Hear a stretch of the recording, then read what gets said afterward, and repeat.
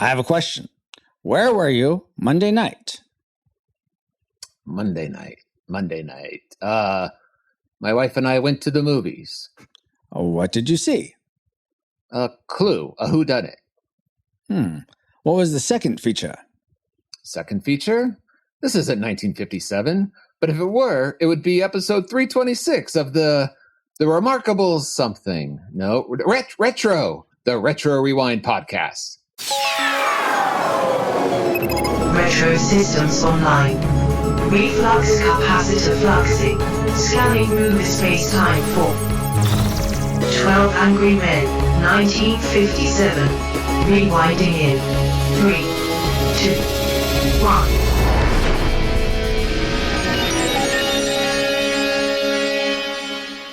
Welcome, Rewinders and new listeners, to the Retro Rewind podcast, where we take a fresh look at movies and games from 15 or more years ago. I'm your captain of the pod, juror number 1, Francisco Ruiz, and I'm joined by your XO and mine, juror number 2, PaulJPowers.com.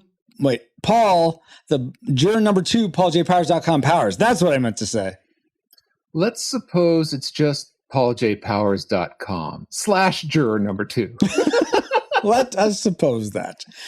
And also for this discussion of the film 12 Angry Men, we welcome aboard a beautiful woman, our administration officer of the pod, Ashley Ruiz. Hey, Ashley. Hi. And I guess you'd be juror number 3. Yeah. If it was like a 1997 version, it was a jury of peers and it wasn't just limited to one sex. Yes, absolutely. Perfect. And then in addition to Ashley, we're also glad to have back aboard engineering officer of the pod and juror number 4, Ken Cummings. Hey, Ken. You do know number 4 is unlucky number in Asia, right? So, number 4, okay. So, does that mean we're bringing you bad luck or you're bringing us bad luck? Maybe bringing you bad luck, I guess. Interesting. I guess we'll find out by the end of the episode.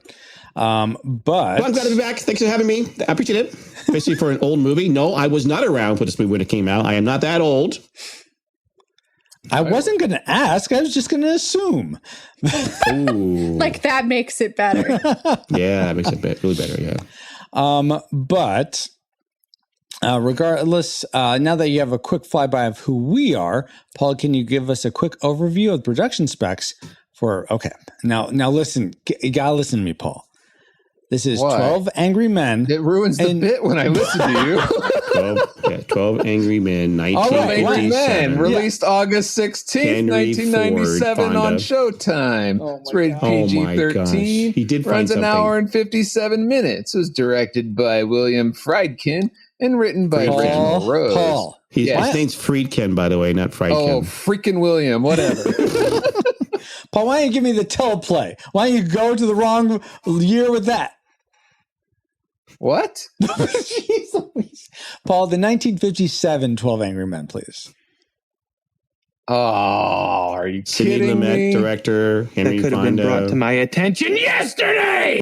Fine, I'll rewind. All right, we're in the 90s, right? 12 Monkeys. No, December the 8th, 50s. Oh. All right. 12 Angry Men, April 10th, 1957, right? Yes. Not the original screenplay of the TV, right? Yes. Okay, good.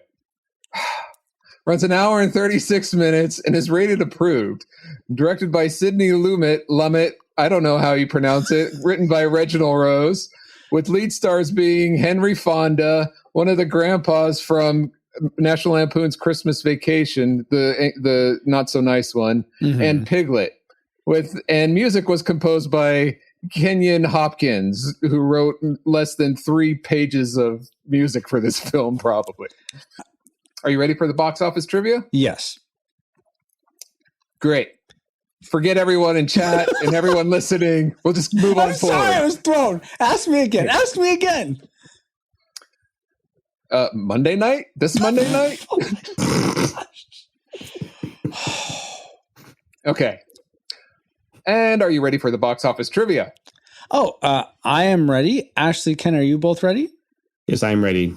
And anyone live in chat, Poetically, Geek Devotions, any of you, you're welcome to join in as well. Go for it, Paul. Since the box office records are hard to keep track before 1975, we'll play a different number game. Okay. 12. 12 Angry Men received several nominations by the Academy of Motion Picture Arts and Sciences. How many Oscars did the 1957's 12 Angry Men actually win? Since there were 12 jurors, let's keep the guesses under 12. All right. Let's start with Ken. What's your guess? No, I already looked. I looked up the details of this movie already. Not the box office, but I happened to see what. Okay, you're out. Okay. You recuse yourself. I recuse myself. All right, let's get him out. All right. Ashley, how about you? You're going to have to recuse me too, because I know too. Out with her too. All right. I likewise am going to have to recuse myself. Oh, wow. This is not really a trivia question. You need a whole new jury at this point. So we will rely on chat. What do you guys say? So we have Geek Devotions with 7, Dale with 0, Darth Bradius with 1, Sway Knight Baba with 1, D Tungsten with 4. So those are some awesome guesses, guys. Paul, where did it actually end up with? Oh, and Flux Joe Justello. I'll just call you Flux. Wait, Flux, this is your movie, Flux, right? Are you I'm getting you totally confused. I think this is you, Flux, from our patron pick, Flux, or am I completely off? I think it is. Thank you for picking this movie. Maybe. It is Flux. Okay. So if you enjoyed this review or you dislike this review, send your angry emails to Flux at Retro. No, okay. He's the patron that picked this for us to review. So thank you to all the patrons and for picking this. Absolutely. All right. So Paul, how many Oscars did it actually win? So 12 Angry Men was actually nominated for 3, it being for Best Picture, Best Director, and Best Adapted Screenplay.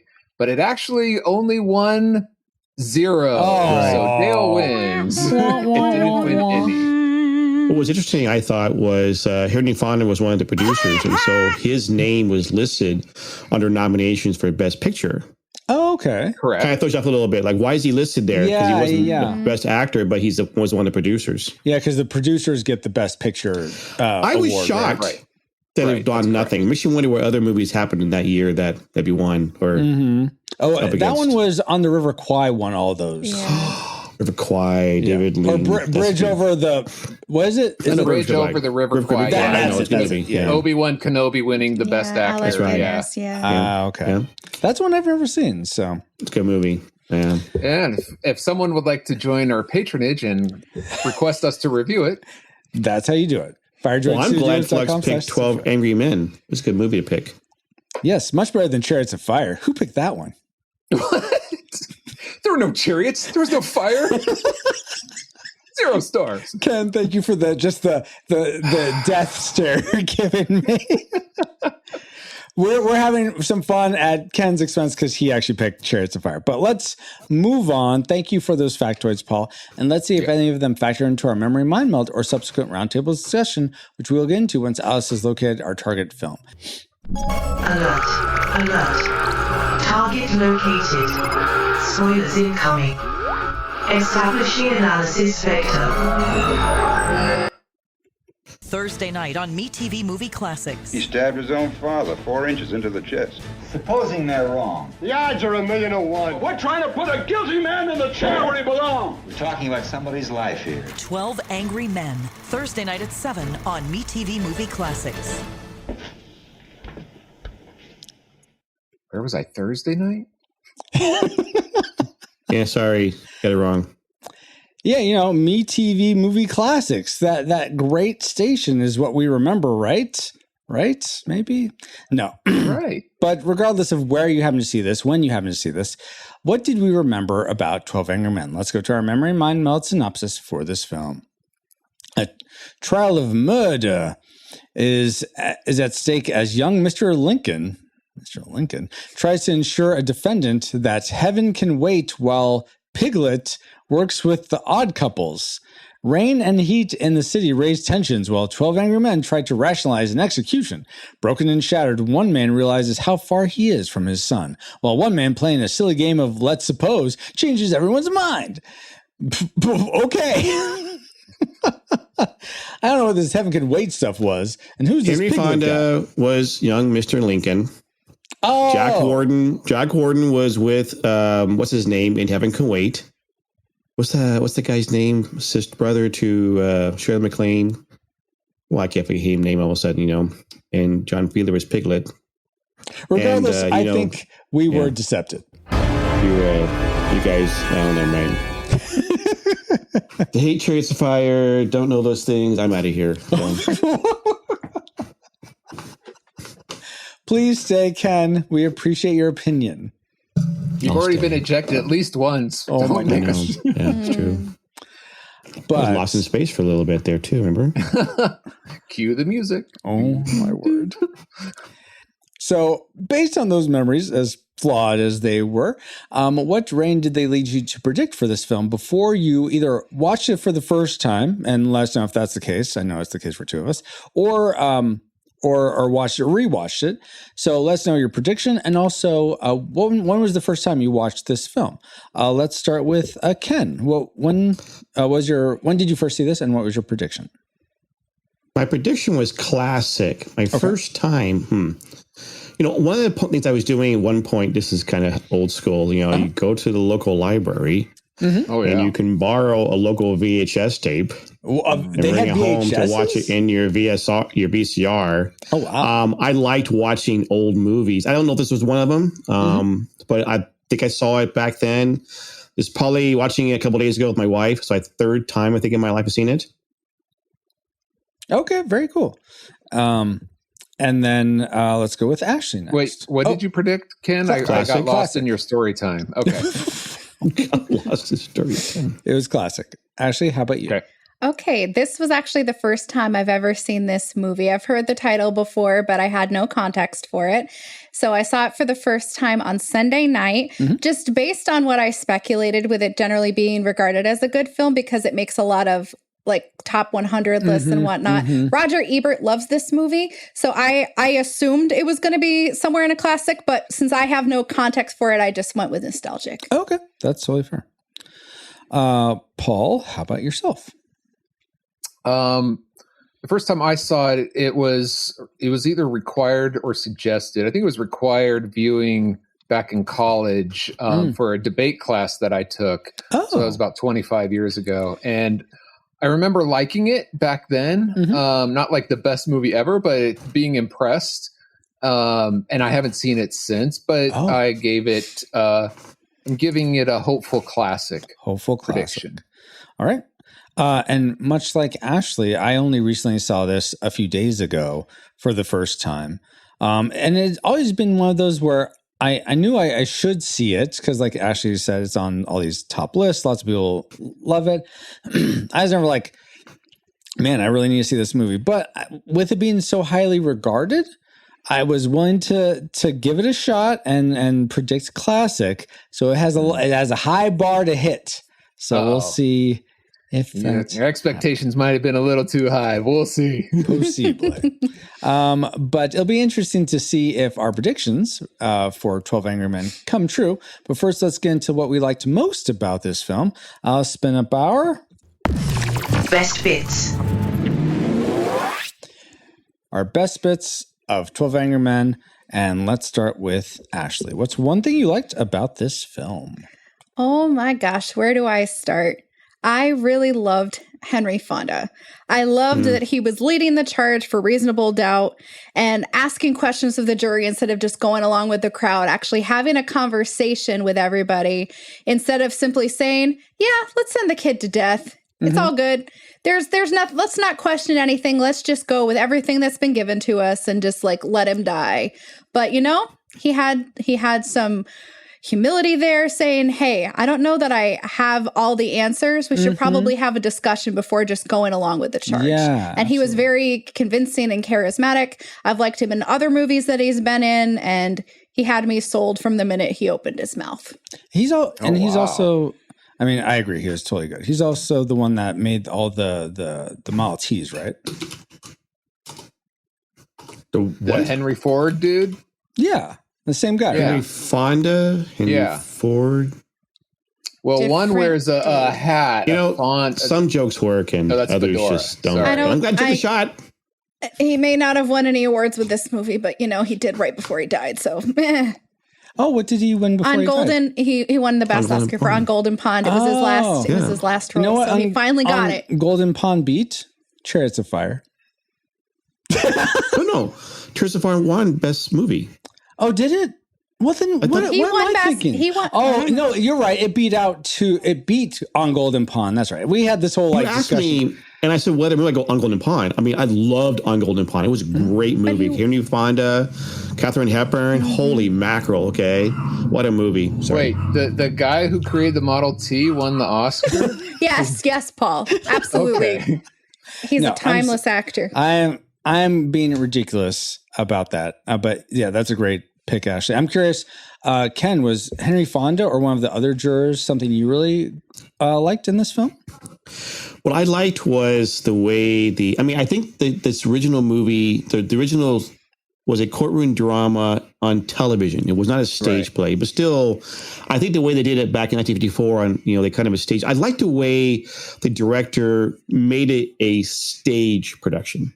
Yeah. There was a scene, there were several things that got me. I love the long shots, the lack that the camera kept moving along and people just acting. Like, I mean, you're on a stage, most actors will just, the whole 2 hours are doing a movie and it might be mistakes, right? But you kind of ad-lib it. I loved the scene when that one guy started going off on a racist rant. And they were all sitting at the table, and the guy next to him got up. Because where are you going? He only moved to the side of the room. Like, he didn't go very far. Every single one got up and moved to somewhere else in the room. Yeah, I love the staging of it. And then he got up, he moved toward the camera, sat down. Everybody else started going back to the table. Now he's ostracized on the outside. That staging I thought was really cool. And the long shots. It's like the way it was done as a stage play, even though it was never original stage play in the movie. That I loved. Yeah. I'll comment, it didn't make my like list, but I thought it was interesting when I was reading through the trivia, and some of you may know this already, but apparently as the movie starts, most of the shots are overhead to have you're sort of detached from everyone, and then it goes to sort of eye level as we're working toward, and then it's sort of looking up at all the characters. Almost, to me, that almost gives a sense of they're actually thinking correctly, and we should look to them for this is the right way to go. So I just thought it was a cameraman getting tired as the film went on. He's falling asleep. How long is this taking? Jeez. No, that's a good point, Francis, because at the end, you also started having actual close-ups of faces. Yes. Okay? Well, I'll talk about that true. It became very detached to actually being really. That's a good point. Yeah, absolutely. That's the part I loved about that. I thought it was really good. Yeah. I'm gonna go with one of the characters I really liked, going in sort of that theme. Well, not really a theme. Similar to Ashley, one of the characters I really gravitated toward was Juror 1. I had such sympathy for this guy trying to herd cats that wanted to do other things. Man, it just reminds me of every other week I seem to be in the same boat. Is that because you're watching Firefly and you relate with now? Gosh. It's because I'm doing this podcast. You're not a jury foreman. Oh, you mean when you stream and all your people on stream are hurting all your viewers as cats? Really? Okay. Wow. Okay. Not talking about them. Oh my gosh, I'm talking about what I'm experiencing right now. But we're now. You're not in charge of us having to come to a deliberation. Yes, I am. No one's life is on the line. Well, that's true, but or is it? I want chicken. I want liver. Meow mix, please deliver. Oh, because hurting cats. Okay. Fantastic. Oh my. Okay. I was like, what does this have to do with anything? Okay, foreman of the jury. That's right. Juror number 1. I am juror number 1. Paul, let's. But no, wait. Francisco. Yeah. I like when you talk about that juror number 1, right? At the very beginning, also, right? You could see the actor looked like he was acting nervous. Yeah. I'm in charge. I want to do this right. He's like, just the way his you see as it goes on, right, gets more comfortable in the role. But at first, he's like, you tell he's definitely like, all right, I'm the foreman, but I mean, I'm trying to do the right thing. I'm just his whole demeanor was cool too. Again, absolutely, yeah. And I'll talk more about that here in a bit. I think something very similar to that. But Paul, what's your first like for 12 Angry Men? And speaking of the cast, I thought the wide variety of characters were interesting. And as it went on, we got to know each one a little bit more. And and their perspectives. But just each character I thought was interesting. At first, I didn't think it was interesting, but as it revealed, it got more. That's actually my second like, Paul. So I'll just add to that. I just thought having each juror so different adds so much greater depth, and you don't usually get so many characters in a movie, especially at this length, with so many facets. I felt like, well, maybe they don't have all these. Those are in the back room through the men's door. Facets. Facets, yeah, not the faucets, Paul. Okay, but sorry. they're not just they have their stereotypes to them, but they're more than that, and you see more of each one in different ways. And I just thought that was fantastic. So that is my second like. I'm saying they kind of walked all in, right? Mm-hmm. Not all of them wear a coat, okay, but most of them wear a coat and a tie. Several were not, and you can tell right there, okay. But as they took their coats off, and as time went on, I mean, you think about these 12 angry men. I know, like my wife made the same comment about where are the women, right? But it's all 12 angry men. The other thing was they looked all white, except of course one of the guys either Italian or Greek, right? And you're like, but you found that they were not as monolithic. Mm-hmm. Maybe that's the whole point. I mean, you've got 57, 12 angry men, 12 angry white men, but it wasn't. It was like they all had different viewpoints, and you saw as they went along, they come in different stages of life, experiences, and that also drove that while they were monolithic in their race, they were not monolithic in their views of life and society and all that stuff. Mm-hmm. Exactly. They sure were all easily swayed, though. Where they were willing to listen to the facts. I think that's debatable. Let's have our own view. Come on. Oh my gosh. So that was my second like. Let's go back to Ashley. What's your second like for this? Well, we are not a hung jury because that was also my second like. Okay, that's fine. Just the diversity of the ages, the backgrounds, the experiences of this journey of these jurors, just seeing them come in and they kind of all look very similar. You're not really expecting a whole lot. You just think that they're going to all think the same. And right out the gate, when they all but one voted the same way, you're like, okay, well, what's going to happen? Who's going to be the one to stir the pot?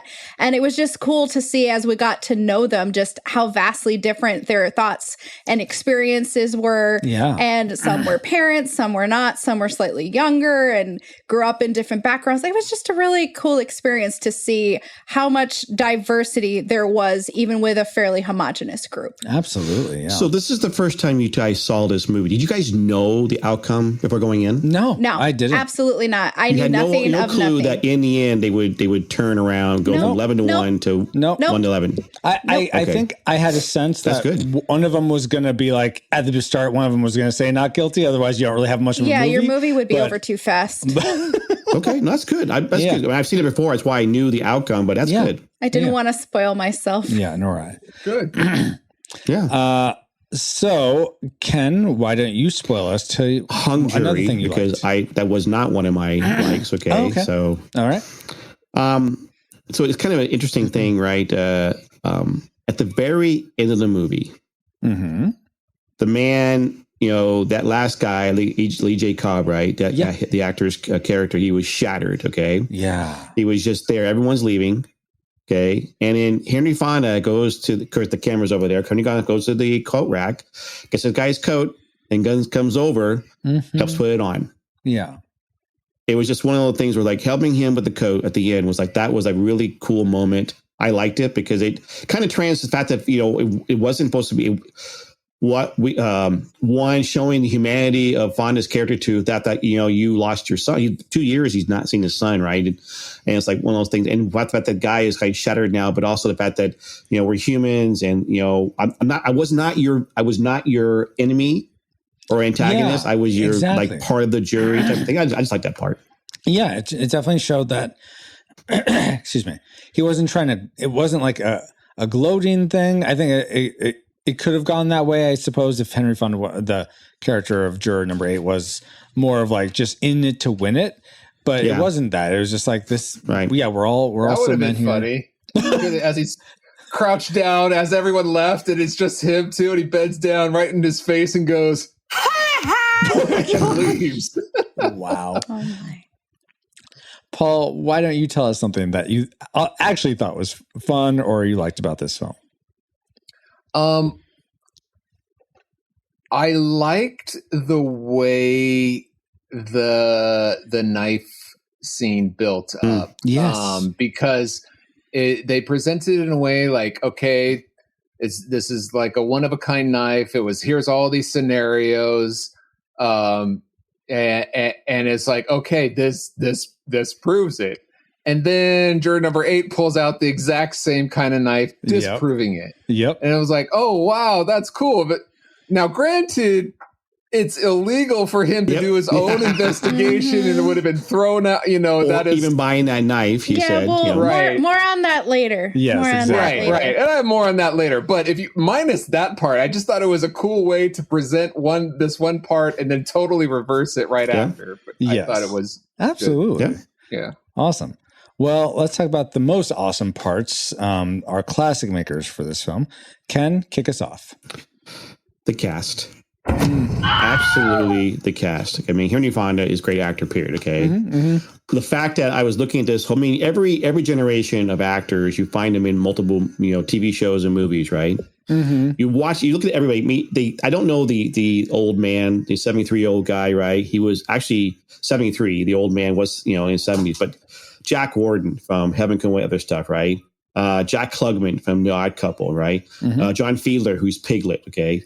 E.G. Marshall, it's just all, and then these are all our patron supporters, right? No, it's just it's the classic. Can support our show, sure. It's the classic. It's just the wonderful cast of all the actors who did that show. Okay, it's just the cast. Yeah. And Baba says Fiedler was also in the film version of The Odd Couple. So, I don't remember that. Okay. But the cast, I totally agree with you. It didn't make my classic maker, but I mean, that was one of my likes, was just all the different jurors. And we wouldn't have had those depth of characters without the actors that played them. Yeah. Let's go to Ashley next. What's your classic maker for 12 Angry Men? Oh, of course. So my classic maker was just how the story progressed, where it started and ultimately where it ended. How you had this very loose thread with juror number 8.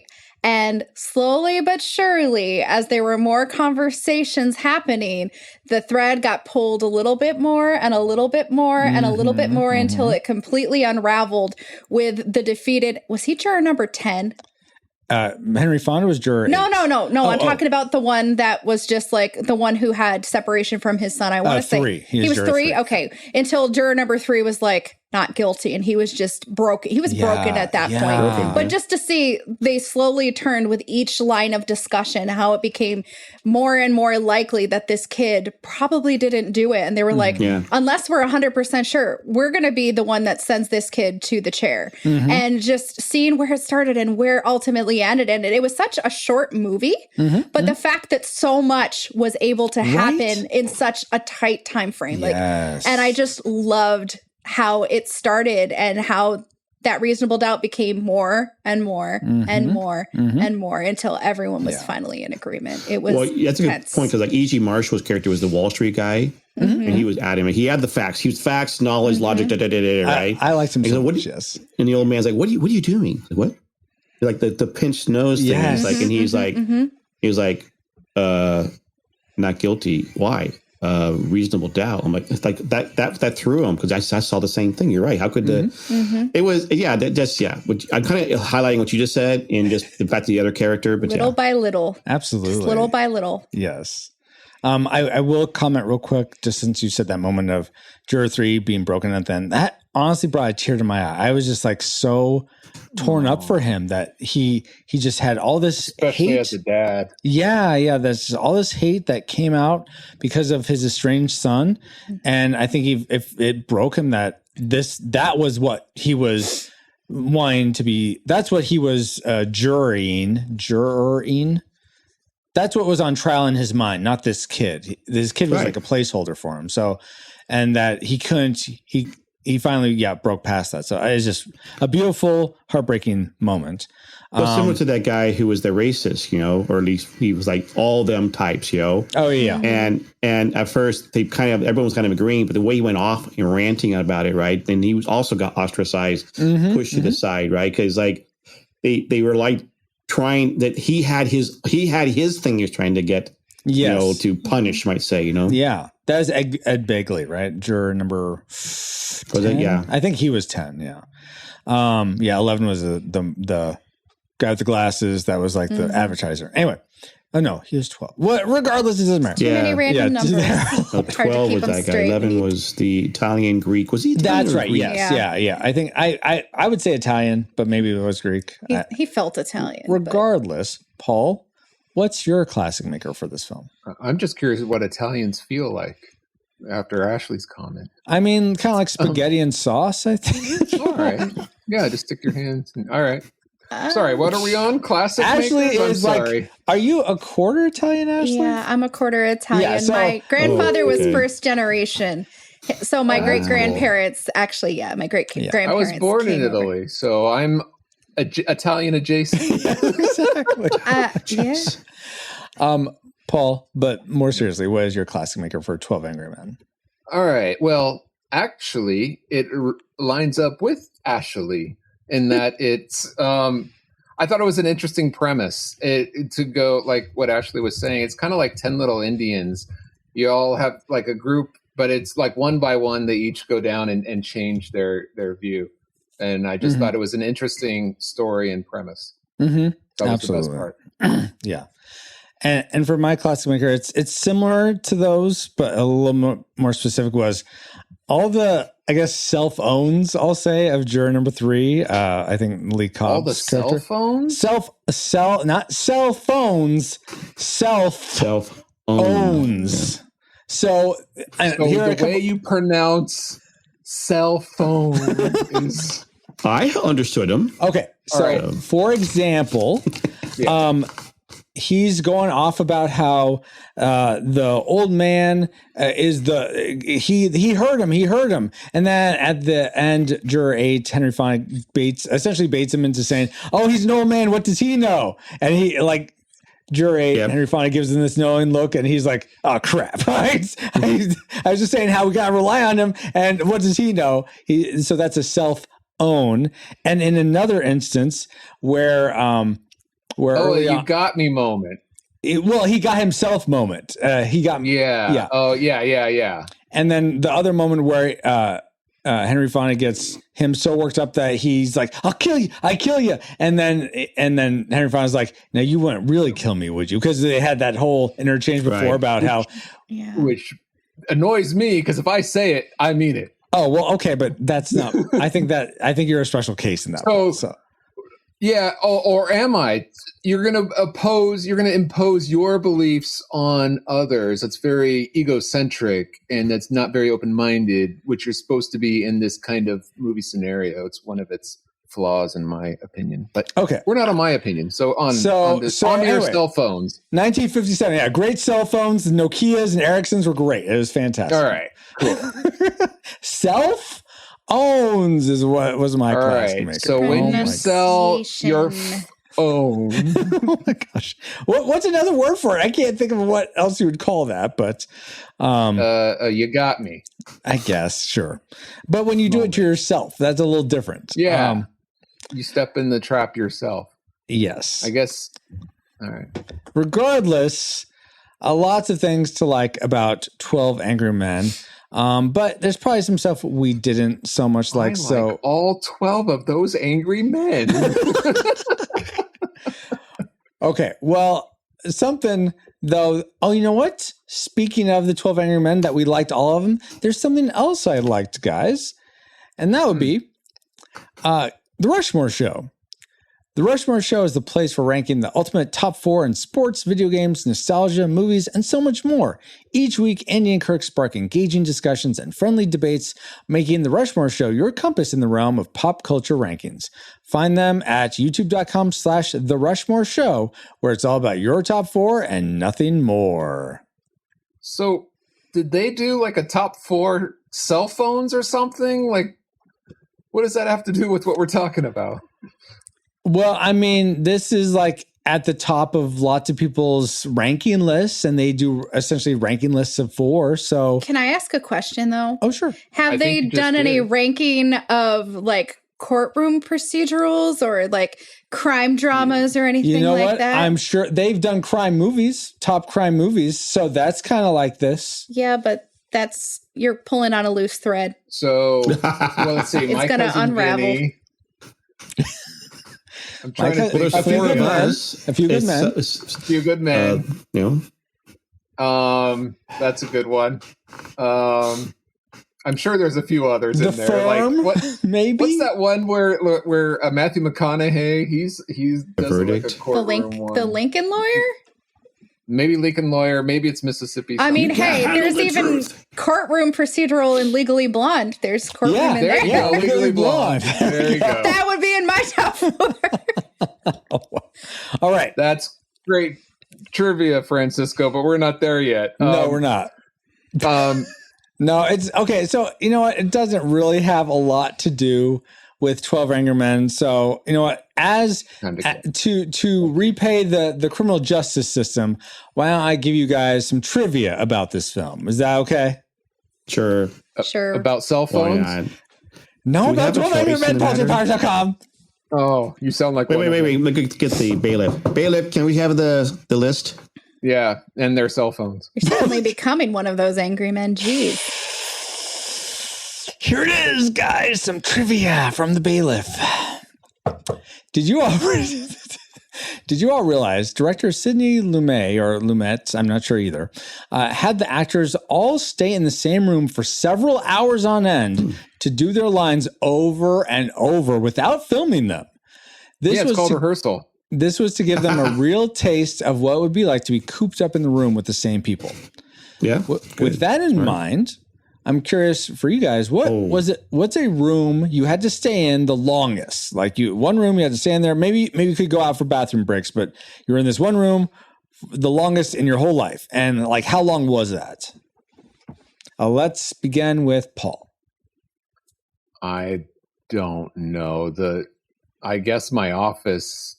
The only thing that I can think off the top of my head, well, I doubt this is it, but off the top of my head is actually this room I'm in now. I also use that as my work office because I work remotely, and sometimes I've worked 16 or 18 hours a day. So, and it's kind of okay. A small How about? I mean, if you can't think of another one off the top of your head that's not your home, then that's not my home. Yeah. How about in the office where I work? Sometimes 10 or 12. All right. I'll give you that. Dale says a jury selection room. Darth Bradley says Oklahoma. I don't know if that counts as states. It's not a room. Unless it's a production of Oklahoma and it's like tech week. You spend a lot of time in those spaces. Yeah. Oklahoma, we're the one. Keep typing down the plane. Let's go to Ken next. How about you? So, it's funny, PolitiPowers.com. Woohoo! It's like, my first thought was going to be at work. I was a value stream mapping exercise in a conference room somewhere for spend 8 hours, whatever it's right. But I have done streams here from my desk, like a 24-hour stream. That I call the longest in one spot, one time with minimal bathroom breaks. One thing, but that doesn't count when you're in your own home a little bit. Yeah. Get to the point about being someplace where you're not comfortable. You can't just go and lie down somewhere or just turn the stream off. So I think at work. Going in, not just at work at my desk, but going to a conference room and work with other people for a value stream mapping. Yeah. I've been on an airplane for 18 hours. Does that count? Oh, yeah. That's actually a good one. That's quite a stretch. Airplane. Yep. And Ashley. Well, since I can't use an example from home, I think the next best example is during college, we did this charity walk called the Relay for Life. It was a fundraiser for the American Cancer Society. Yeah. And I was the captain of my dorm team. And it was like a 12-hour event. We had to have someone on the truck. So we were in a field house from 7 p.m. until 7 a.m. And that was such a long time to be awake because I was not even a night owl in college. That was hard. And it was in a field house. It was super loud. It was in the fall. It was cold, high energy. And it was just a very, very long night. Wow. What's a field house? Is that where the field mice live? Sure. Okay. A house in the field, maybe. I don't know. Well, it was Is that like different than a barn? I don't know. no a field house. It was an indoor track. It's one of the many buildings where the sports teams would practice. I went to college. It sounds like an indoor gymnasium. It kind of is, but we refer to it as the field house. I went to college in upstate New York, and the event happened in October. And October in upstate New York, you're lucky if it's like 40 degrees in the daytime, 50 degrees in the daytime. Is it usually colder or warmer? It cold. It's cold. Let's just say it can snow in October in upstate New York. So yeah, definitely. They have cold winters up there. Yeah, and it was in the evening until the very wee hours of the morning, and it was just it was only 12 hours, but it felt like it was so much longer because I was so tired. Kind of like this podcast. I wouldn't go that far. Oh, okay. Wow. Not as long as this podcast. Check back with me in like an hour or two. We're only an hour in right now. My goodness. We? Yes. Well, yes. I mean, but According that's to the timestamp on Twitch, it says 56 minutes. Endemos and whatnot. Okay. But yeah. Okay. Awesome, guys. Thank you. Great. What about you? Great trivia, Francisco. What about you? Because I want to make this podcast longer. Probably an airplane when I flew to Japan. That is a long flight. Yeah. Yeah, that is a long flight. So, great trivia. Now that we've all had some trivial fun, let's find out what memories you, the Rad Rewinders, had about men that are angry. Let's count them, 12 of them. All right. So there's 3 comments. And we were really, wow. Maybe we'll read each one 4 times for 12 comments. No. Only if First they're off, angry comment. Kevin Joshua Burnham says, one of my favorite films ever made, a true masterclass in filmmaking and screenwriting.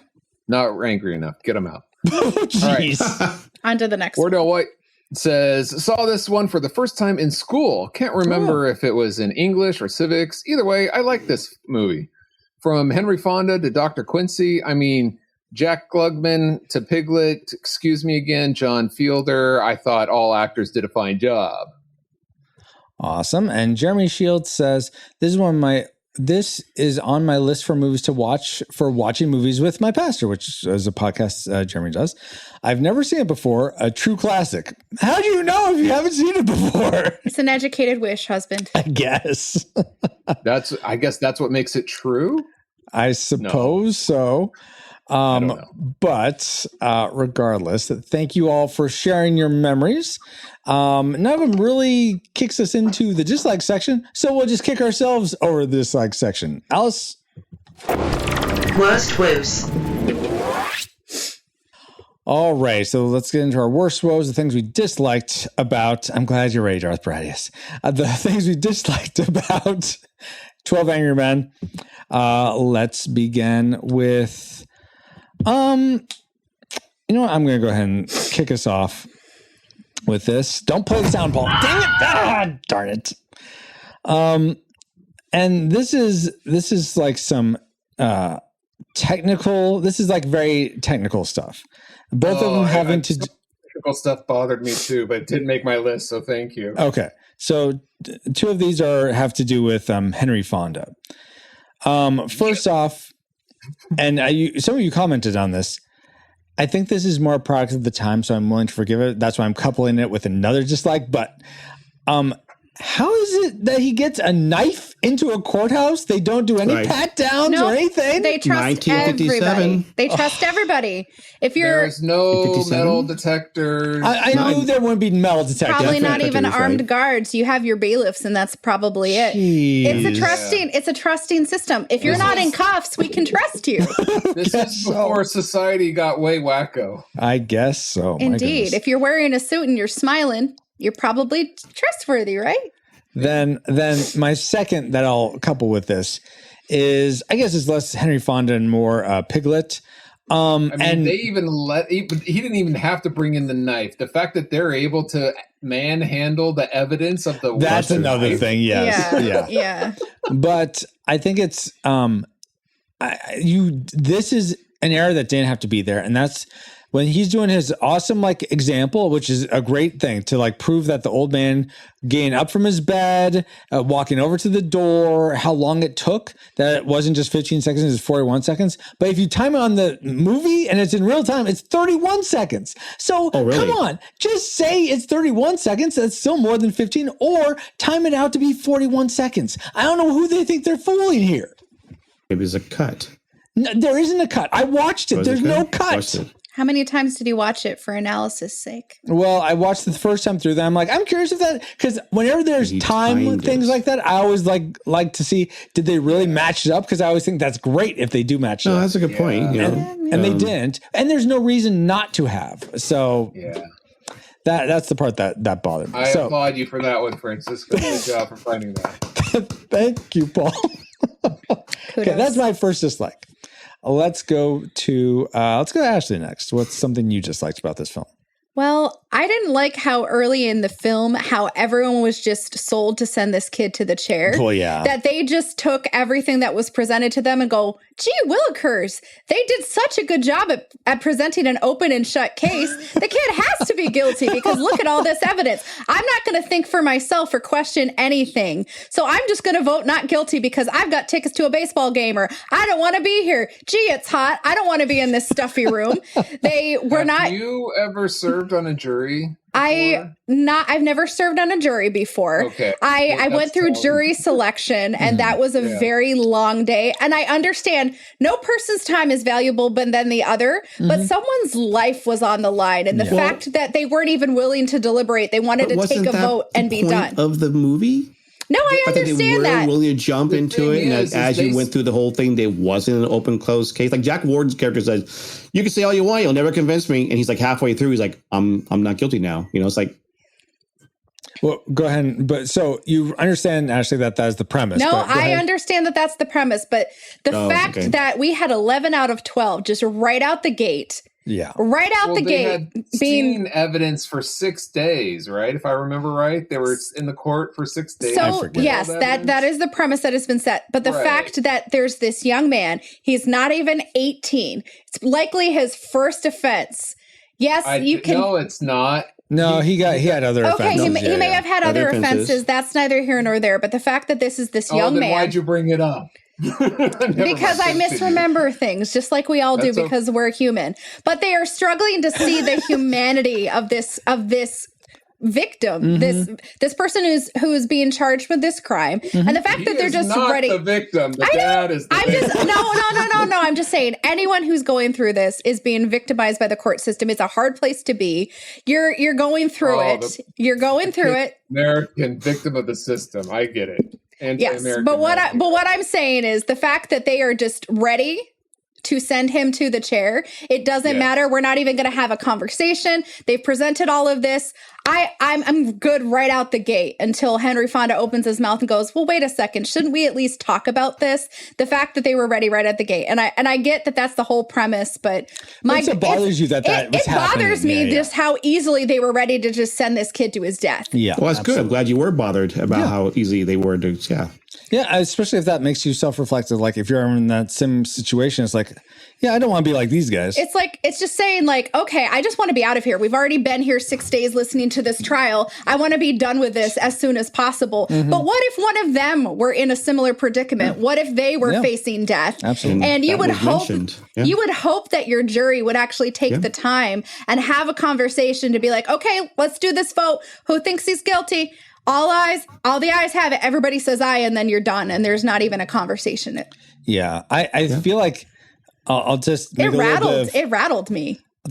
I'll take a moment for just slight amount of commentary. I feel like where we're at now in 2025, it's swung too much the other way, where jurors don't want to like have any sort of like anyone condemn them if it's like a very touchy case, and so they'll just say not guilty, just so they like, well, wash my hands of it. I said he could go free or she could go free. Yeah, you can't go in the opposite direction. I know, because you need to come with as much of an open mind. Look at the evidence as it's presented, but don't just be ready to basically be the judge and jury and just be like, let's just send the kid to the chair. Yeah. We don't even need to have a conversation. I absolutely 100% agree with you. That's the whole point about being an engineer. That's why they don't like me as an engineer. I'm too analytical, right? Not emotional. They wouldn't like me either. Also, but one of the pluses of the movie was that the whole point, they were out of the gate ready to do that, and one person said no, and they were forced to think about it. And I hope that the audience who's watching it going, wait a minute, when I'm on a jury, I need to be thinking about it because I could be on your side. Yeah, instead of just going along with it. It's almost like at the beginning, Francisco, they all gathered around and said, "Away! Away! It was already decided. It's like take everything with a grain of salt because you've got both sides. You've got the defense and you've got the prosecution, and they're both trying to convince you one way or another, but you have to weigh what's presented by both sides and not just be like, well, who talked better? Who had, it's like, did they have a compelling argument? And the fact that they were just like, man, that public defender, oh man, just saying like, it didn't seem like he did the greatest job defending this kid. So that's why they were just ready to go right out the gate. But at the same time, you don't find that out until later when they're actually starting to have that conversation. Yeah. It's like, I'd say, I agree with you, Ashley, and we're going to move on. But I will say that it's like when you're like on a podcast, say, and everyone, there's maybe 10 other people, everyone thinks that this movie is a classic, but you're the one person that's like, guys, I think we need to think about this. This is actually a tragic because it's not even a movie. I was going to say, though, Dale makes a great point with this one character who changes his mind. He's like, whatever it takes to get me out of here. Like, that That's kind not of a good reason either. Yeah. No, and it just seems like, because when they were talking about voting, it just seemed like they just wanted to get the heck out of there. They had already listened to this case for 6 days, and they're like, can we just wrap this up? Especially the guy that wanted to go to the baseball game. It's like more... Jack Gordon's character. It sounds like your dislike is what my classic maker was, which was the premise. It starts out that they're ready to hang. I think that the problem is, much like Paul, you just like white text on a black background just because it feels like lazy. Yeah, exactly, as he shows his shirt. But that's not really about the movie itself. That's about some aspect of the movie that's not related to the story or the actors or anything. I think this is a similar thing where the premise, it bothers Ashley, even though she understands the setup. I understand the setup. Yeah. I understand the setup, but I still don't have. It bothers me because it makes you wonder, like, how many court cases in actual life have been like that. People are willing to just go along with a herd mentality, and be like, well, I got tickets to this show. I got tickets to this. I'm like, I just want to be done with this. I want to go back and do this, whatever. Yeah, that character with the baseball game, I wanted to just like punch him in the face. D-Tunks, do you want to hang them all? Wow. Ken, let's go to you next. Who did you want to punch in the face? Remember, I loved about all the staging. There was some miscues, you might say. Jack Gordon's character, was an example. I mean, they're in that room. There's no AC. AC exists back then, but no AC in this room. The fan wouldn't work. They opened the windows up. It's a hot day. They're all sweating. At one point, I'm like, hey, Jack is not sweating. Okay, and in the same scene, I thought he was all sweaty. At one point, his face was dry. And then when they cut over, the same scene going on, all of a sudden he's sweaty again. Oh, okay. And so there was a discontinuity between. I'm picturing I'll bet you these actors might have been warm, but also at times hang on, guys, spray them some more liquid on them, and I'm like, there's a continuity thing that got me. That he was dry and then wet all of a sudden. It was continuity issue. That's one of my dislikes. Okay. Totally fair. Paul, that sounds like a type of dislike you would have, but did something else bother you about this film? Several things like that, but didn't make my top 3. One of the things that I disliked is that there were a few side conversations that didn't have anything to do with anybody, or at least with the plot. They had to do with the characters, but this movie's already over an hour and a half long, and it doesn't need to drag the movie any longer. Like the high school assistant football coach guy telling his story, it rained one time we were playing football, and it didn't go anywhere. It doesn't relate to the story of the kid being guilty or not. And there were several stories like that where you got to know the jurors a little bit better, but it didn't it had nothing to do with anything. And then I thought the movie dragged and went down a notch for it. Like those elements we learned about them didn't really add to whether or not to the choice they ultimately made, and like why. Okay, I could see that. Let's go. Let's see. Let's go back to Ken. What's another thing you disliked about this film? So one of my dislikes is the era, okay, and all the smoking. I mean, as a non-smoker, I've been old enough to been.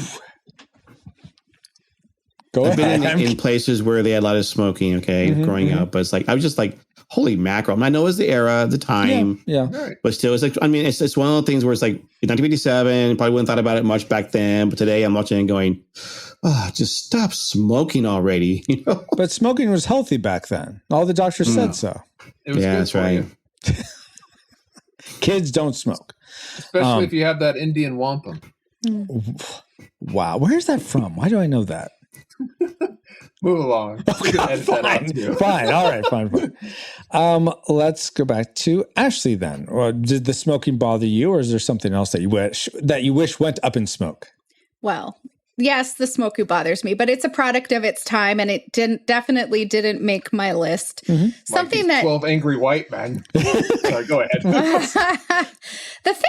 of the things that I really didn't like was how Henry Fonda brought in that knife and how he did his own investigation, which is illegal, by the way. Is it? Yes. For jurors do that? Okay. Jurors can't do that. You don't conduct your own investigations. Maybe it wasn't illegal before this movie. But it just took me out of it because you can't go through your own investigations. You're supposed to just deliberate based on the information that's provided to you. Yes, you can question it. Yes, you can scrutinize on the information that's provided to you. Keep that in mind, folks. Continue. But all I'm saying is he should have never been able to bring the knife in. He should have never been conducting all of these things on his own time. They weren't supposed to. It just takes me out of it. That's one of the reasons why I put in my likes and my dislikes. It shows that when you think like, oh, he's proven a point. Like it's not as cut and dry as it appears. No, absolutely. But it just feels like he's just being a vigilante for the defense. Right. That's fair. And yes, you can be passionate about wanting to make sure that whoever is going through the justice process, that they're getting the fairest outcome based on the deliberation of information. But you don't just go out and get a knife just to prove a point and be like, hey guys, look at what I got. Right. Yeah, exactly. Though I did like how it wasn't just, hey, this is a knife that looks like the knife in evidence, that the one guy, juror, I want to say 5, was like, it's a switchblade. It's going to take too long to be stabbed down. You flick it out and cut forward. Yeah. And I like that there was another sort of story use to prove the defense's point. But that's one of the stupid things. Why? Why is that stupid? Because it wasn't used that way. And when you're in a fight, it may not work if you're whatever. It was used that way. And just because this kid is supposed to be like, oh, he grew up in the slums, he would know how to use a knife and he would never use it like that. You don't know who's never going to use it like what, because this was used in this way.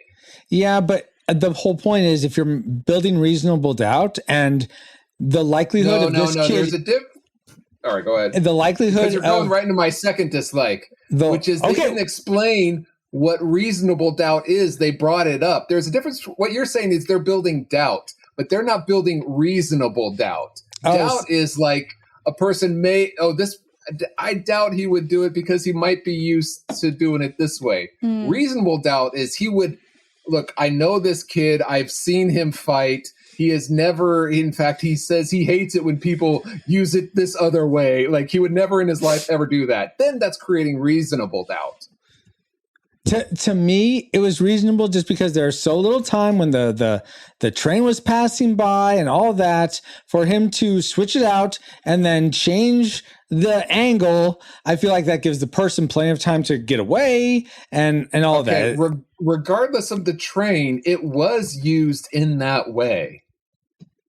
Not that. Was that the knife that? The body was found with a knife, right? Yes, right. I think so. And plunged down, regardless of how it was intended to be used. I see. That's the whole point. Okay, I see. That's fair, Yeah. Paul. If that was the only thing, then yeah, I'd say that they should have sent this kid to the chair. But it wasn't the only thing. But that sounds like that's your next dislike, you said. So go ahead. Yeah, go fact into it. that they bring up reasonable doubt versus doubt, and you're like, oh, do you? And he's like, oh, I know what the definition of reasonable doubt is. Well, they don't go into it for the audience to know. What is the difference between doubt and reasonable doubt, because you're supposed to use reasonable doubt when coming to a decision. And I feel this movie laid a lot of heavy doubt, and in my head, not reasonable doubt. Okay. So I think if they actually went into the definition, explained what reasonable doubt was, they wouldn't have a leg to stand on for this film. So why don't you, PaulJPowers.com Esquire, tell us what's the difference between doubt and reasonable doubt? All right, let me get it out. Well, I didn't know I'd have to present before the court, but so give me some time to... We'll grant you a very short recess. Yes, while you're looking that up, I'll go into my next dislike, which is just more technical stuff. So you get two very technical things from me, and then technical scrutiny, Francisco. So here's my other, and this is another twofer. So 2 twos. All the close-ups with people, like especially old man, bringing that up. Old man juror 9. I don't need to see. It's not just a close-up. You're looking right at me into my soul. Why are you? I have no idea. It's so disconcerting, and there's no reason for it. You have all these close-ups of mainly him looking at the camera. The other close-ups were looking off to the other characters, which I can forgive more, but it's just like, why are you looking right at me here? It's just, I've never, unless there's an artistic reason for it that I'm missing, I don't like that being used. They want you to feel the tension, Francisco. They want you to see like they're looking down the barrel of a gun, because it's just such a tense room, and they want you to know what they're feeling, and they want you to know how gosh darn hot it is in there with all of their copious amounts of sweat and their constant handkerchief usage. The fan's not working. It's pouring out. It's bringing in more humidity. They want you to know they're suffering. And I did know they're suffering, so much so. But here's the thing. All that stuff is great. That gives me the perfect amount of tension. I get all this tension with visuals, acting. Everyone's bringing their A game, except for the composer, who I really don't think you need at all. Well, the score in this is not needed. Cut it out. That was one of my likes. Was a limited score. No. That it wasn't, the music wasn't helping you with the whole emotional thing. I thought a positive was that the lack of music was good, I thought. Yes, but it needs to be more of a lack of music, as in none, because you don't need any. None. In fact, it took me out because there was so little. When it was there, it like, whoa, okay, now we're listening to music, old-timey radio right now. Yeah. Okay, who put on the classic station? It wasn't needed at all.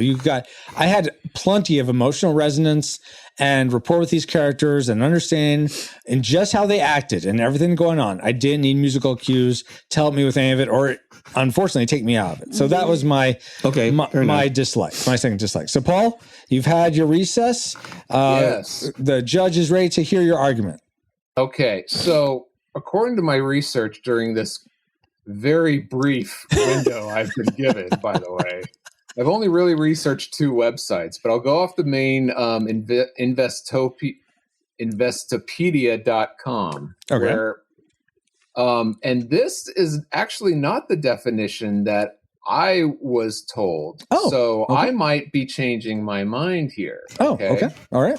It says, basically, if the jury cannot say with certainty, based on the evidence presented, that the defendant is guilty, then there is reasonable doubt, and they are obligated to return a not guilty. Oh, okay. So if it cannot be proved without a doubt, if it cannot be proved without a doubt that the defendant is criminal, in a criminal case is guilty, then that person should not be convicted.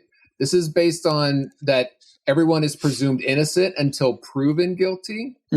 So I was told that previously reasonable doubt is not the same thing as like, it's like without a shadow of a doubt. Like reasonable doubt is like, oh, within reason, there's doubt there. There still may be doubt, but reason says like, okay, you have these many witnesses, these many, like the cops taking the testimony, they're also another witness, all these things counting together. Reasonable. That's why at the beginning, everyone was like, well, he's guilty. Yeah. Because generally speaking, all these things add up. But according to this definition, reasonable doubt is like with certainty, proved without a doubt. So if there is a single doubt, you have to return not guilty. Present the not guilty, which changes my entire viewing experience of this movie. Yeah, totally.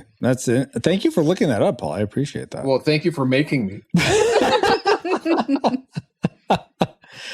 think you won your trial. Kenneth, good job. As Kennethan said, go ahead, say it for the audio people, Kennethan. Well, it's from the reasonable doubt of the O.J. Simpson trial, right? Oh, John Cochran said, if it doesn't fit, you must acquit. Exactly. Well, let's go with the most doubtful things about this movie. Why we wouldn't return a classic rain. Our tragic makers for 12 Angry Men. Ken, start us off. So it was hard to find a tragic or at least likely. But what got me was at the very beginning. Do you know about this part where it's 31 seconds instead of 41 seconds? So you go into the movie, the judge is giving the orders to the jury. The jury walks out. Oh, well, by the way, all you alternates are dismissed. And the jury goes off to the room. And the camera pans down to look at the face of the defendant. And I thought that was a mistake because... Oh, I thought it was great because it brings in the emotional tie. Well, understand, that's the whole point.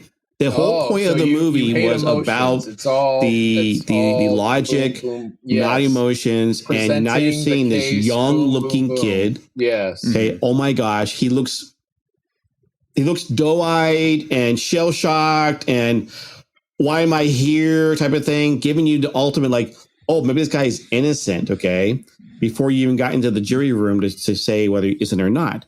I just didn't like the fact that they were showing the defendant's face. Like that, it was supposed to be all about the logic of the arguments, about the evidence. Then forget the face, okay? Because, like I said, I don't get picked. I've been on one jury trial one time, and I asked the question afterward. It was a small thing. It was like some guy was drunk while intoxicated with a drug. I don't know, some medicine he was doing, right? I asked her, whereas it's like, so why'd you pick me? He said, well, I ran out of strikes. So I'm an engineer. They want people with emotions, not with logic. Engineers are rarely picked for jury trials. They want emotion, not logic. Right. So that's what. But anyway, so look at that kid's face, like, oh my gosh, like that kid looks young and shell shocked, and how am I here, and all that kind of After stuff. After 6 days, I mean, he still looks like that. That's weird. Yeah. So my guess, and I don't know if this would change your mind at all, Ken. It's fine if it doesn't, but I imagine we're supposed to juxtapose that his maybe innocent look to these people just ready to send him to the chair. True. And it's like, oh, that's no worries. And I think that's to be like, wait, okay, maybe I missed something. Maybe there is a reason that and they know more than I do. I think that's part of the journey, but I could see your point of like, that's not what this movie is about. So why are we focusing on this? Well, and that point that we just said, I agree with that side of things. Like, well, if you're looking like, if you're in the movie going, who is this defendant, right? What does he look like, right? I think they didn't say what his race is, but I think they were saying he was Puerto Rican in New York in 1957. They didn't say it, okay, but he was not white, so to speak, but he wasn't black. He is a Martian. He was Puerto Rican. Huh? I said he is a Martian. I'm confused. So you're right about the fact that, I think maybe for us as the audience, we're like, well, what's this kid look like? Why are you so ready to send this guy to the slammer, Maybe that's the reason. But I just thought, like, it took me, like, why did you already tell me that? I all of a sudden felt like, oh, this poor kid. Why are you sending him off to the death chair? It's like, okay, Because he's a murderer. He's a murderer. Yes. He murdered his dad in cold blood. Ashley, what do you wish was murdered from this film? Honestly, the pacing, how they showed the passage of time when they were deliberating in the jury room, because they didn't take a lot of time to deliberate. They said, oh, we're only going to do this until 6 o'clock. And there was no way to convey the passage of time. They were having these conversations like, oh, it's not quite 7 yet. And it just stayed there and stayed there and stayed there. It's like 4 or 5 or 6 hours passed, but really only an hour and a half passed. Really? But we had no way to convey the passage of time outside of what they were verbally saying. It did start raining, but there was no clocks in the room they could have used that as an on-screen cue to say, oh, they've been deliberating and zooming in and out and having all these conversations. But eventually they said, oh, we should order dinner. Oh, let's keep talking until 7. And then all of a sudden they're like, oh, it's such and such a time. And it's like, you really didn't talk about this for that long. That's where And if it took 6 hours to deliberate, for example, and we only saw an hour and a half, what happened for those other 4.5 hours? Yeah. Well, the other thing at the very end, right? They were leaving. It still looked like daylight. Exactly. But they were talking about how it was this time and they spent all this time, and conveying the passage of time. I just felt like it was just disjointed and all over the place, and it made it just drag. It was the next day because the streets weren't even wet from the rain. Oh, so here's my confusion. I understand what you're saying, Ashley, but to me, it seemed like it just happened. The time that we were with them on screen was how long it took. I didn't get the sense that a long time passed. What they said was different. What they said was different. I guess it was very hard to follow the passage of time. No, I didn't fall asleep. No, I wasn't watching it on 2x speed. Before you even think about it. It didn't give you the option. 1.5x speed. They didn't even give. No, if you watched it where I watched it, there's no option to adjust the flow of speed. You're watching it in real time. Yeah. So no, but the passage of time is not conveyed well. Okay. It seems like it's been going on and on and on, but the way that they explain it, it doesn't even seem like it's been that long. But it's such a heaviness, this deliberation that they're going on. But then, you don't know what time it is because it's not raining outside. It's daylight. What in the heck? Is it the next day? You don't know because they're not telling us. Turns out they're all dead. This is... It's a Twilight Zone episode. That's why it's black and white. Yeah, it makes no sense because they try to speed it up to catch up to the runtime, but it doesn't tell you how long have they been deliberating, because based on their verbal cues and what they're saying about the passage of time, it makes it seem like it's been like an hour and a half to 2 hours, but it's sometime it seems like it's the next day and it's daylight and it's like, what the heck is going on? The pacing was all over the place. They didn't convey the passage of time well. I got lost in it and it drove me crazy. Yeah, no, I can show me a clock on the wall. Even if you're panning and you're saying it's a standard convention. It's a standard convention, but it helps the audience keep time with how long they have been deliberating. This movie was made before time. It's like God. It's like God. It exists out of time and space. 12 Angry Men and God are sort of happening at the same time, and except God. It's just it takes me out of it. I'm sorry. If you're trying to convey the passage of time, do it in a way where your audience can be cued in. It takes me out of the movie. That's just part of the torture process. Lets you know they're all dead. It's miserable. There's no time, and they're in the second layer of hell. All right. I felt like I was circling the second layer of hell, not knowing how long time was passed. Speaking of miserable parts of this movie, here's my tragic maker, guys. This is the sort of more emotional part that I'm like, what? Like, I actually like here's before I even say what it is, I will give you a reenactment of what I was like watching this. As this is happening, I'm watching him, and I'm like, no, flag on the play. Henry Fonda, you don't get to do that. Sorry, I don't buy it. That was my reaction. Now, here's what brought that on. So this is during the scene where he's asking juror number, juror 8 is asking juror number 4, I want to say, who's the guy with the glasses that we find out has the indents, and he's the one that's like one of the holdouts, but he's very logical, which I appreciate. He's him. Grandpa from Christmas Vacation. He's grandpa, and he's also the president in Superman 2. Yes.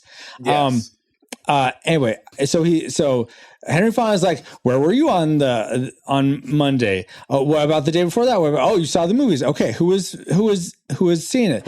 And he's just like rattling these things off, and then he's like, okay, yeah, he had trouble remembering the second feature, and it was a little hard for him to remember who was in it, but he got it all. He got it all. So I think he proved his point that the kid should have remembered these things. I don't care. He is under emotional distress, trying to be in this horrible hot juror room.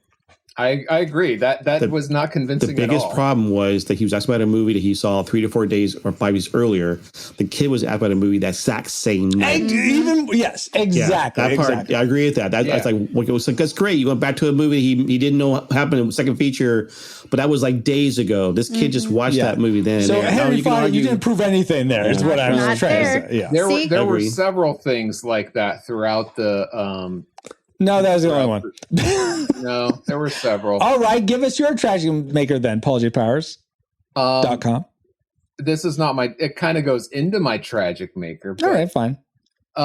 Like the woman with the glasses, going off of that, like we don't know if she was farsighted or nearsighted. I thought about that, but like, I mean, what if she's an avid book reader and that's why she has those? So if she's farsighted, she would have been able to see that.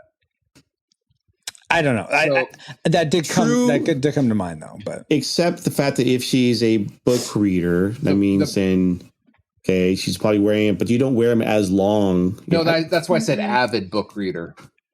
Yeah. Like the thing is, the key thing was that the guy was like reasonable doubt. Because that should have been one of the questions the defendant. I agree. Defender should have asked. Excuse me, ma'am, but do you wear glasses? More. Right. Yeah. Right. Oh, yeah, I do wear glasses. Do you wear them all the time? What is your reading skills? Or your 20/20 or Can you see through the L train? But this goes back to them commenting how the defense probably just didn't want to be there, didn't think he'd win. So just a public defender who's over. Yeah, but it doesn't seem like they even gave a care to ask these questions because they were ill-prepared. So going back, what is my tragic maker? That's not it. It's this. They play this game of let's suppose throughout the whole movie, and a lot of it seems like half the time they were saying, "Oh no, let's think about it." They were being what do I want to? They're not being racist, but they're being very pro witness, meaning like, one of the lines is the kid is not going to scream, I'm going to kill you in the middle of the night for everyone to hear. He's too smart of a boy to do that. That was an argument. But all the witnesses are like, I know this man. He wears a tattered coat. You don't know him. You don't know what he's thinking. And like, this woman, she just wants to be seen, and she's just, she just wants to be heard, and so she's not wearing her glasses. Like you don't know why she's not wearing her glasses. You're coming at it as a way of like almost like a prejudice against everybody else. Almost trying to build reasonable doubt. Not in the same way. You don't have to put down the others of like, they're just here for the fame or whatever. You know what I mean? Yeah, I won't consider them putting them down. But okay. Going back to Ken's evidence is like, I was about to say they should be looking at the evidence, not like he just likes to talk or she just likes to be seen. You know what I mean? Yeah. They're trying to do the job of the defense that they didn't do. Yeah. Which is why. But they need to go, and I said, remember this, they need to look at the evidence presented. That's right. Not, well, it's true. Like, the boy would never do that kind of a thing. Well, that's why you're here. They're speculating. It's funny as you play that the evidence presented. So one that the old man was looking at that guy's tattered clothes, that was evidence presented. So I mean, you can argue it wasn't presented, but like the witness came up to the stand. She was struggling, walking slowly, tattered clothes, or the woman who was like she put some makeup on, right? But you have to make it look good. You're right. All the different things. That is, you could say, I don't know if that's evidence totally, but when you're a juror, that's why they always say for the defendant, always look nice, always be dressed up nicely. Absolutely. Did you finish your trash maker, Paul, or was there more to That's enough. I think we spent too much time deliberating on this. Jeez, it's No, like but you we're bring up a good jury. point. The fact that each individual piece at times is meaningless. Okay, you can't really do anything about it. But when you start adding all those pieces up, you get reasonable doubt.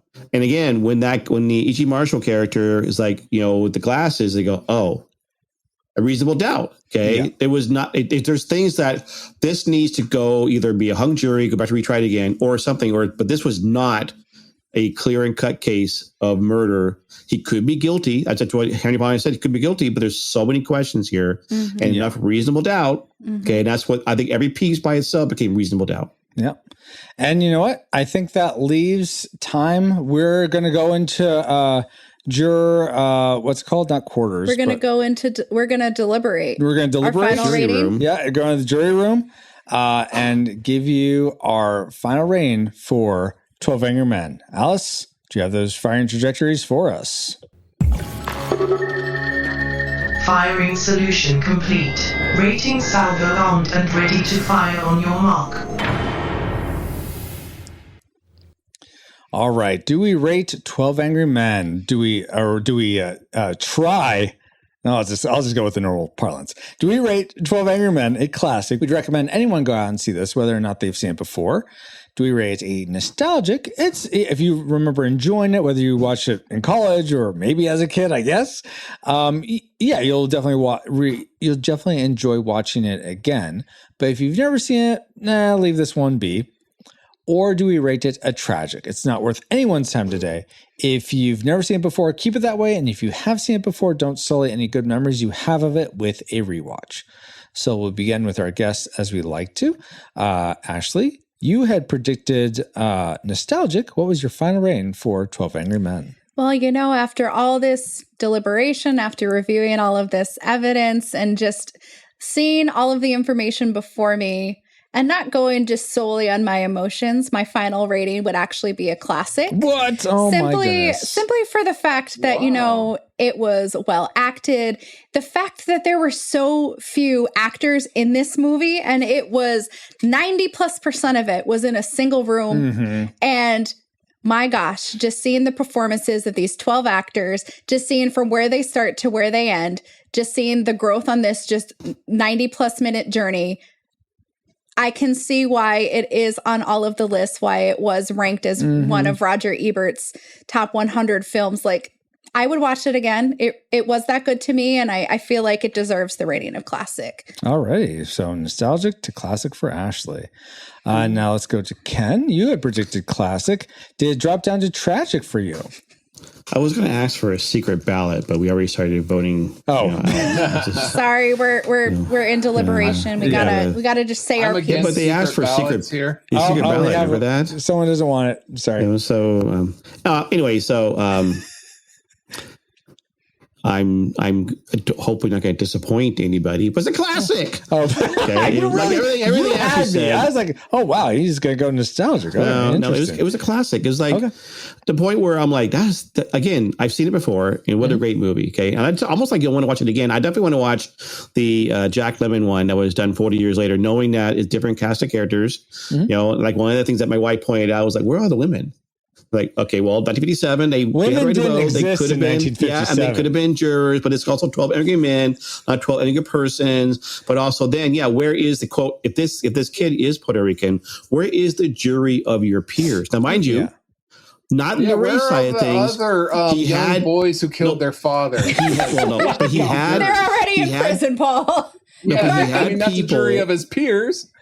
While he didn't have the race type of things, right? He did have people from his pool, okay? Those who were raised in the slum, those who were working class people, those who had good or bad parents, parents who beat them or tried to make a man of them, right? So while they didn't see the actual race similarity, you saw everything else in the diversity of the cast and the characters that did bring into the kid his pool. But he's classic. It's a classic. It's a classic. Classic. All right. Well, before we go to me and Paul's range, we'd like to go to our reflux capacitors, you guys, that make this whole time traveling through the movie space-time continuum possible. Thank you so much for your support. And according to you guys, you rated it collectively a classic. I ignore the one tragic in there. That's for me just to see what the votes was, because I couldn't see otherwise. Wow. So stop projecting, Francisco. Oh my gosh. I didn't vote because I'm on the panel. Well, yeah, and I appreciate that, Ken. So classic I didn't vote either. Classic for the reflex capacitors. All right. So now, Paul, you had predicted classic. And so if I was a betting man, I'd actually say yours lowered to nostalgic just based on just based on the evidence that was presented to me. He knows you so well, doesn't he? So tell me, Paul, what was your final rating for this film? But does he know me well enough to know that my actual rating is... Now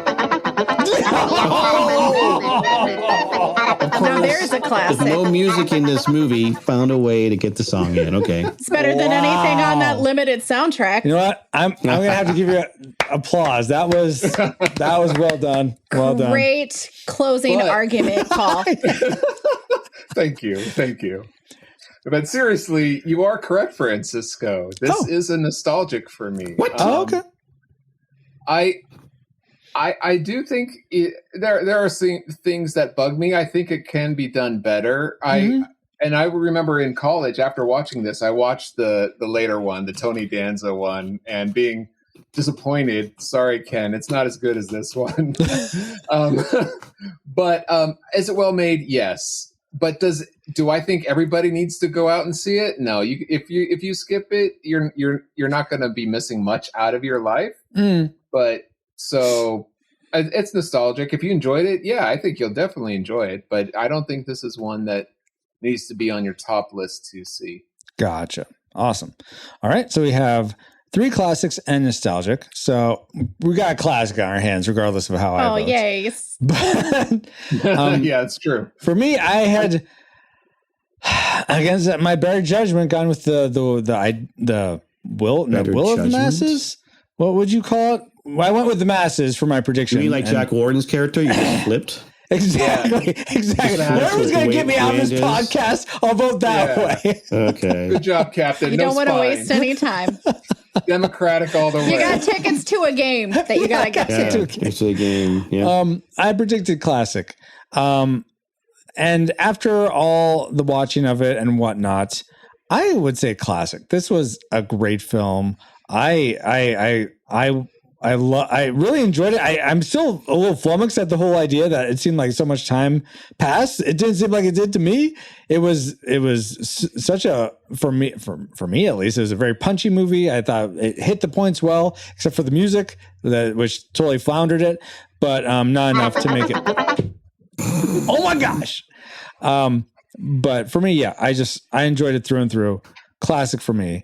So according to the Retro Rewind podcast, we rate 12 Angry Men a slightly disputed classic film. We'd recommend anyone go see it, whether or not you've seen it before.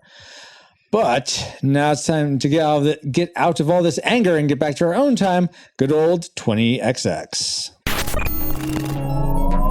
CalmSat Online, awaiting incoming transmissions.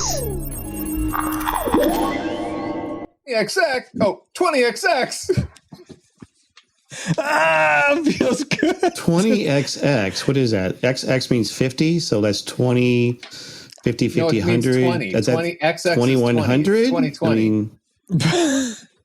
2020. It's a 20 equals XX. No, for those that may not be sure, that if you'd like to know where the 20XX comes from, here's your opportunity to be in this deliberation for so long. My eyes are XX now. Are we getting an exposition dump? Yes, exposition dump on the lore of 20XX. So in the game Mega Man X, it takes place in the year 21XX, but the original Mega Man takes place in 20XX. So it's a homage to one of our favorite game franchises, Mega Man's, by just saying 20XX.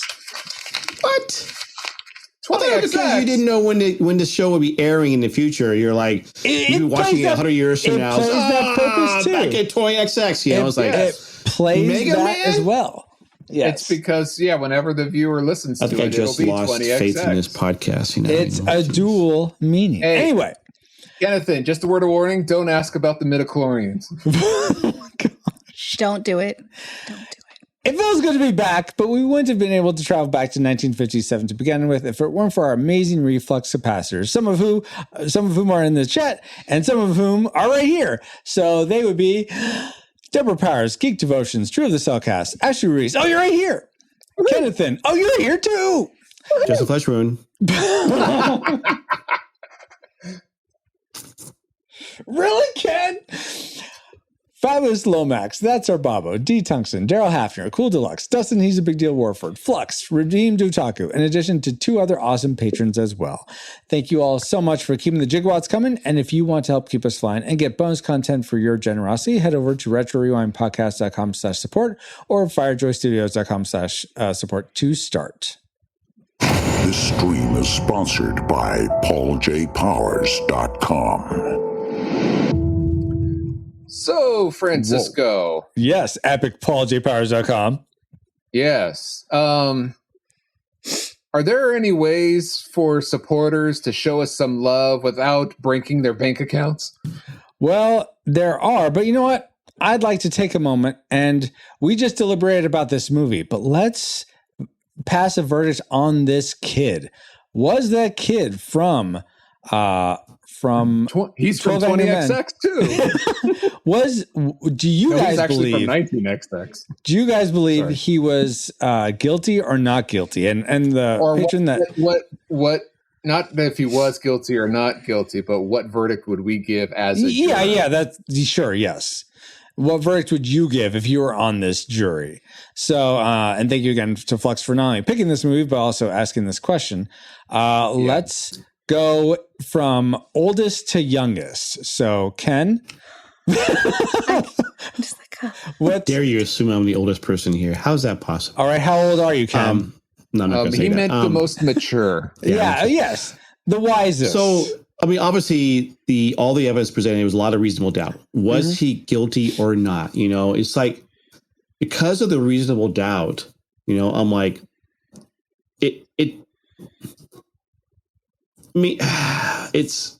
I would say he's more likely innocent than guilty. Mm-hmm. Okay. That doesn't sound right, because I think can't know for a fact, but there's too much evidence that did not prove that he was guilty. Now, there could be evidence that proves he's guilty. Mm-hmm. Okay. Mm-hmm. Okay. So not guilty from Ken. How about guilty. you, Paul? Before this podcast, I would have said guilty because my understanding of reasonable doubt was different. But after and yes, by the way, I'm not a lawyer. The definition I read. Yes. Do not seek legal advice from this podcast because that is just one little area that I was reading. Could be wrong. I don't know. I would have to consult a lawyer. But going off of what I read, I would throw in a vote of not guilty because it's not. There is doubt in my head. Yeah. Based on the evidence presented, I would say the same. Everything, even though I know Paul, it sort of rubbed you the wrong way. That a lot of it was like this sort of like not unsubstantial, but this almost hearsay type evidence. Well, like, well, was she far side? Maybe she is near side. I mean, or flip those. Right. And the whole like the knife flick. Well, the person obviously did use that knife and go down, so obviously there is another way to use it. So barring all that though, there was enough of these little like inconsistencies with how wherever the prosecution presented that to me in my mind, I would have to say not guilty. Looking at that kid though, he is guilty as sin. I mean, I can totally tell. According to that evidence, I think he said at the beginning, he said there cannot be a hung jury. I think he said in this because or whatever the state. So so I'm not sure. I know in some certain circumstances, if there's a hung jury, there would be a retrial. But I think they set that up at the beginning, like that's not the case for this, because I would want that kid retried, because if he is guilty, then so if that were the case, I would actually throw in a guilty vote just to keep it hung so that it could be retried. So that the right evidence could be presented anyway. Very fair. And Ashley, so we have 3 not guilties. Will you be the one to send him to the chair? No. Oh, I couldn't in good. It's a comfy chair. Yeah, no, I couldn't in good conscience send that kid to the chair. Just the fact that the evidence presented and the fact that one by one, by having that deliberation and examining all the evidence, and it only leading to more questions, tells me that the defense didn't do a good enough job, that the prosecution didn't do a good enough job, because all it led to was more questions, and none of those questions were seemingly answered. All the jury could do was speculate. And because they didn't have the answers to all of the questions that came through in examining the evidence, they could confidently say not guilty. And sounds like a bad movie. Lower your rating. Wow. And honestly, like, you shouldn't walk away with like 10 times more questions and no answers. Yeah. Because and that is enough. There is no, without beyond a reason of a doubt, to be like, yeah, guilty. Let's send him. Ashley's not an actual lawyer. I just watch a lot of Law and Order. Let's just say that. She watches way too much Law and Order. Guilty. Cool. And I'll bet they'll thank you for it. Oh my gosh. Just guilty. I've been watching and pretty much any spinoff of Law and Order. Wait, so now you're saying guilty? No, just not guilty. Oh, not guilty. Oh, okay. Not guilty. I'm saying I'm guilty of watching too much Law and Order. But I'm not a lawyer. All right. But just based on questions, not guilty. All right. Okay, Mr. Dun, Green. Dun. All right. So, oh my goodness. But to answer your question, Paul, about where people can support us if they don't have the money to break the bank. So some great ways to support us is, you know what? You probably enjoyed this podcast if you've been listening to it so far. So one way is, why not, if you're not driving, go to our page and comment on this podcast post. Do you believe the kid was guilty or innocent? Just why don't you throw in your 2 cents and let us know? Maybe we could get a consensus. First 12 votes wins. Or maybe you're like, man, I love this movie, or I don't, this movie's fine, but I know of one of my friends loves 12 Angry Men. I bet they'd love to listen to this. Well, tap the share icon in your podcast player and send this to that friend and say, hey, I know you like 12 Angry Men. I bet you'd like this podcast on it. Cool. And I'll bet they'll thank you for it. Well, yeah. And speaking of thanking people, we want to give a big court-ordered hug to Ashley and Ken for supporting us with their thoughts about. Why are you hugging me? The judge said I had to. Sorry, bailiff will arrest me if I don't. They'll find you in contempt. Yes, exactly. So, Ashley, where can people find you online? And is there anything cool you got going on that people should know about? Nothing really going on, but if you must find me, you can find me on the platform formerly known as Twitter at Ashley Ruiz 1186, where I tweet on all things faith and fandom. Cool. Awesome. And Ken, where can people find you online? And is there anything cool that you got going on that they should check out? Well, I stream on Twitch, so on Cathens, if you want to find me. We've been playing Once Human recently. My stream career is kind of like taking a little bit of a difference, because with my wife back here, I've been spending more time in IRL, I might say, right? So I've been streaming like twice a week now, but I might get back to 3 days. We'll see. So you also can find me on Twitter at Canathan Live. Cool. Awesome. Well, thank you so much, Ashley and Ken. It's so fantastic getting to podcast with you both. And Paul, of course, is awesome trying this movie with you. And all you rewinders, new and old, thank you for another fun voyage. Yeah, but does the fan work in here? Come on. No, but mine does. We also want to thank Alutrick for enhancing our music. Find him at alutrick.bandcamp.com or youtube.com/@Alutrick. That's spelled ALLOOUTRICK. then the number 8266 for the YouTube. So thank you so much to him. Cool. And speaking of websites, I am pauljpowers.com. You can find me and what I've been up to lately at pauljpowers.com. Fantastic. And you can find me on our Discord for show announcements or just to say hi. Join us there at retrorewindpodcast.com/Discord. This podcast is a proud member of Culture Box, a curated collection of podcasts, videos, and articles that will provide you a balanced meal of content. You will find culture celebrated for its past and future, satirized for its extremes, explored in study, and created anew in story. Point your web browser to culturebox.media. And as the judge just said, we are now part of Culture Box Media Network. Find all the shows unpacking truth through story, comedy, and geekery at culturebox.media. Thank you, EXO, and thank you for listening. We pray you are more joyful today than when you first hit play, and that you're not like on trial for anything. But like a Pokemon, we gotta catch you all for Don't Tell Mom the Babysitter's Dead, our next adventure on the Retro Rewind podcast. Retro Rewind mission complete. Proceed to base to await next mission.